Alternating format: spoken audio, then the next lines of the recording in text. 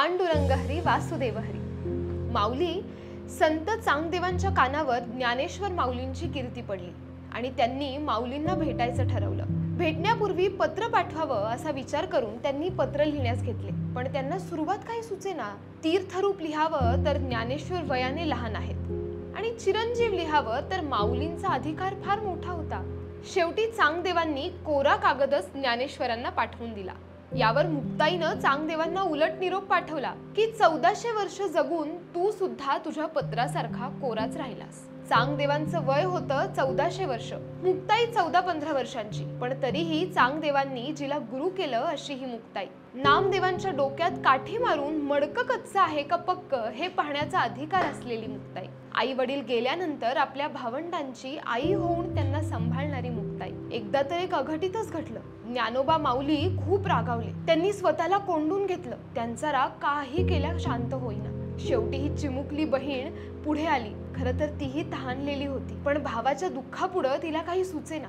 ज्ञानदेवाची समजूत घालण्यासाठी दाराशी बसून तिनं अभंग आवळायला सुरुवात केली, ताटीचे अभंग। शेवटी बहिणीच्या मायेपुढे ज्ञानोबा विरघळले आणि मुक्ताईनं त्यांना मायेनं पोटाशी धरलं। सगळ्यात धाकटी पोर मोठी झाली आणि तिनं आपल्यापेक्षा मोठ्या भावंडांना मायेची पाखर दिली। माऊली मुंगी उडाली आकाशी, तिने गिळले सूर्याशी। महाराष्ट्रातील संत परंपरा फार मोठी आहे। या संतांमध्ये अनेक स्त्री संतांचा समावेश आहे, ज्यांनी देवभक्ती बरोबरच समाज कार्यात देखील बहुमूल्य वाटा उचललाय।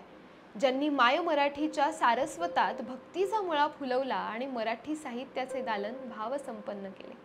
ज्यांची बुद्धिमत्ता असामान्य होती। भक्तिरसात नाहून निघालेल्या भावंडांच्या संगतीत ज्या वाढल्या, भक्तियोग मार्ग यात पारंगत असलेल्या संत निवृत्तीनाथ, संत ज्ञानेश्वर व संत सोपानदेव यांची बहीण म्हणजे संत मुक्ताबाई। संत मुक्ताबाई यांचा जन्म महाराष्ट्रातील आपेगाव येथे इसवी सन 1279 साली झाला। जन्मताच विरक्ती, ज्ञान, भक्ती आणि मुक्ती यांचे मूर्तिमंत स्वरूप घेऊन निवृत्ती, ज्ञानदेव, सोपान, मुक्ता ही चारही भावंड जन्माला आली। माता पित्याच्या या देहत्यागानंतर या अनन्यसाधारण कुटुंबाचा गृहिणी पदाची नाजूक जबाबदारी मुक्ताबाईवर पडली। ती तितक्याच समर्थपणे तिने उचलली आणि पेलली देखील। आपल्या भावंडांची जणू ती माऊलीच झाली। त्यामुळे खेळण्या बागडण्याच्या वयातच मुक्ताई प्रौढ, गंभीर, सोशिक आणि समंजस बनली। मुक्ताबाईच्या हातून ही विश्व उद्धाराचे कार्य घडले। योगी चांगदेव मोठे तपस्वी पुरुष, पण त्यांनी गुरु केला नसल्याने त्यांना ईश्वर दर्शन झाले नव्हते। मुक्ताबाईंनी योगी चांगदेवांना 65चा अर्थ उलगडून दाखवला। तेव्हा त्यांचे 1400 वर्षाचे आयुष्य धन्य झाले। 8 वर्षाची मुक्ताई 1400 वर्षाच्या चांगदेवांची आध्यात्मिक गुरु बनली। मुक्ताबाईंवर गोरक्षनाथांच्या कृपेचाही वर्षाव झाला होता।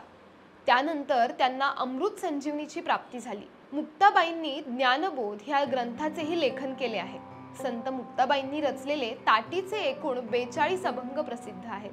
ज्ञानदेवांनी आणि सोपानदेवांनी एकामागोमाग एक अशा शके 1218 मध्ये समाध्या घेतल्या। ते पाहून मुक्ताई व्याकुळ झाली। तिला जगण्यातच रसच वाटेना। ती उदासीन झाली, मग अबोल झाली। अशा दुःखी कष्टी अवस्थेत मुक्ताई तापी तीरावर मेहून येथे आली।